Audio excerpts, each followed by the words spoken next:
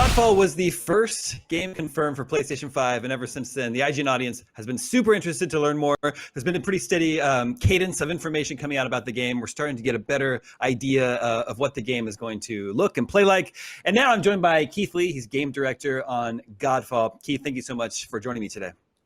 So fun to be here. Thank you.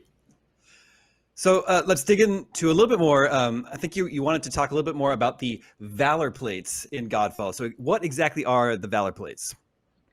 So Valor Plates, think of them as weapon platforms for your character. So as you play, you can craft additional Valor Plates that have their own characteristics, their own capabilities, and more importantly, they have a different augment constellation that is associated with each Valor Plate. So think of each Valor Plate as having their own activation for capabilities. They all also have an always-on trait. So for example, in this case, you have Typhon, and each of them would have a different elemental damage capability.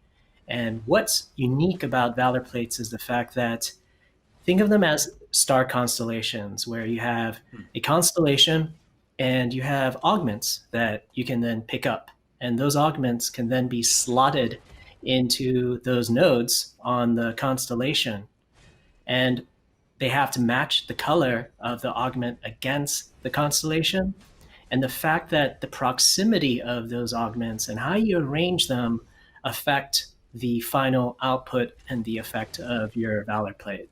So, for example, even if I have the same Valor Plate as you, if I have Typhon, and I also have exactly the same augments, the way we arrange them in your grid will actually impact and affect the final result of your Valor Plate. So you'll actually get a very different fingerprint depending on your play style and the way that you'd like to approach the game. I see. So you mentioned crafting the Valor Plates. Is it a matter of finding crafting items in the world and then using those to build the Valor Plates?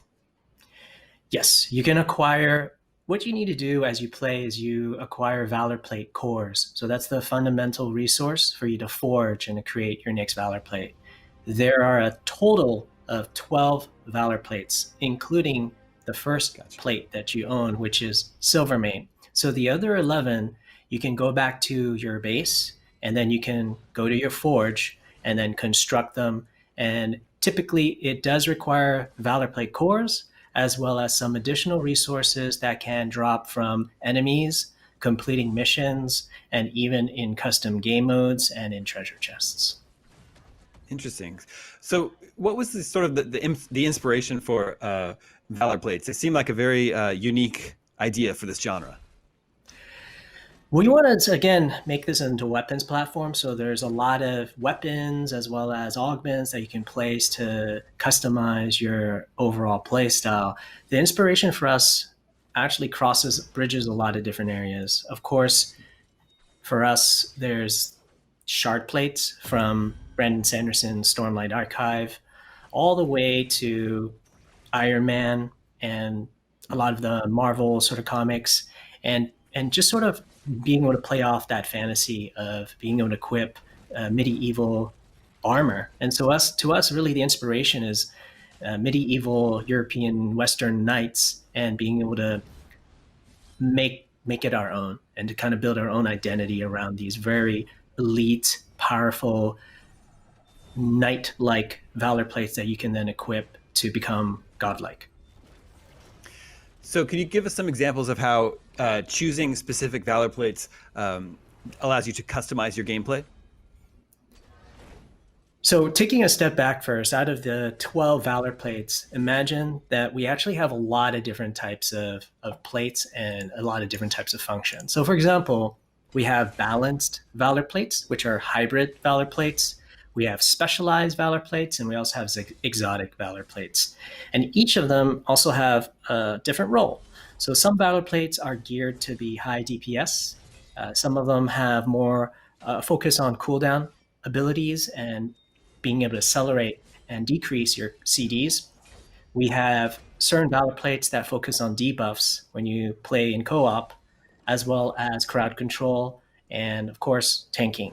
So a lot of configurations that we see players do is picking a high DPS player and then also slotting in two non-DPS categories, such as CD abilities all the way to elemental damage. And it's a little bit also a function of the mission that you decide to take together, as well as the type of boss that you're going to encounter. We have many different types of mid bosses as well as end bosses, which are very difficult.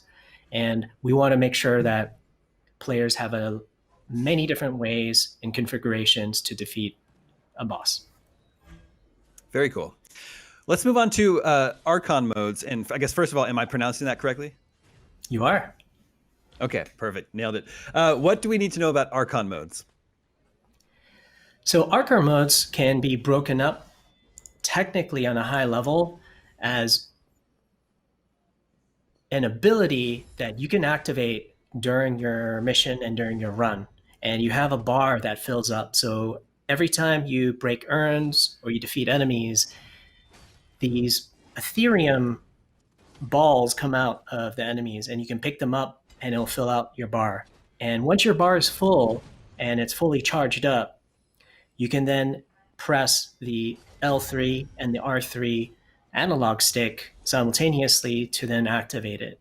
What's unique about how we think about Archon abilities is that A, they're tied very specifically, uniquely to a Valor plate. So for example, Silvermane is focused on CD abilities, Vertigo is focused on shock, and for example, Mesa is focused on poison. And poison would, for example, trigger and create a dot on enemies, but when they die, the poison will then spread to nearby enemies as well.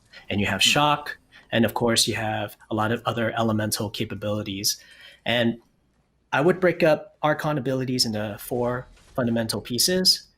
There's one aspect of it which we view more as a passive, where if you just equip that equipment, like Silvermane, you're gonna then get a special always on trait that is active when you have that Valor plate equipped. Now, when your Ethereum bar is fully filled up, at any point during your mission, you can then activate them. So for example, Silvermane would summon 3 ancient glaive allies that would then fight for you and with you. So you can use that, and as long as you understand what the activation is, that's always available to you in the time that you find situationally important to you. During the activation, we also have a buff, a set of buffs that are enabled during the duration of your Archon Fury. And then lastly, we have triggers where when you actually trigger a condition based off of your Valor plate, it would actually escalate that effect so that during your Archon Fury time period, you can, as a high skill player, continue to ratchet up the damage or the effect of that as long as you continue to follow the conditions of the escalation. So it's really fun because you have an instant, you have a passive, you also have a buff as you continue to use the trait, and then also you can really maximize the effect of your Archon ability associated with your Valor plate. Wow, well, it definitely sounds like there's a lot going on with the gameplay and the combat in a good way. Like there's a lot of different choice and options that players are going to have, different ways to approach combat. I know that you can play through the whole game, Godfall, single player if you like, or you can with co-op. I believe it's up to 4 players total. How does the experience change in co-op? Like, for example, can you choose the same Valor plate as your friend? You can choose the same Valor plate. They're all independent. And actually, co-op is for 3 players right now. So okay, gotcha. 3. You can recruit and then slot in and jump into a game or a mission or a custom game mode with 2 other players, 2 other allies. And of course, all of you can choose the same 3, or you guys can all choose each of them to be distinct and different. In terms of the co-op experience, again, we've seen a lot of really interesting combinations where there might be Vertigo and Armistice and Sirius. Sirius is a tank. Armistice is much more DPS and crowd control related. And people work really well together. They start to assemble very specific builds and operate together. And we also have co-op related benefits, we have a banner that you can drop onto the ground, and then it would create a area effect buff. So there could be a healing banner that you could drop on the ground so that you can draw enemies into the circle while you heal. And so a lot of players also have different types of banners that they drop based off of the timing of the mission and the type of mission that you're going to play. So you have a lot of tools available to you, not just the Valor Plate in itself, but also some of the consumables or tools that you can use during a mission. Very cool. Well, like I said at the top of this gameplay demo, the IGN audience is super interested in Godfall, and I think we've sort of just barely scratched the surface of what all the game offers here. But unfortunately, we're out of time today. Keith, thank you so much for filling us in a little bit more about what to expect from Godfall later this year, and we can't wait to play it. Thank you so much.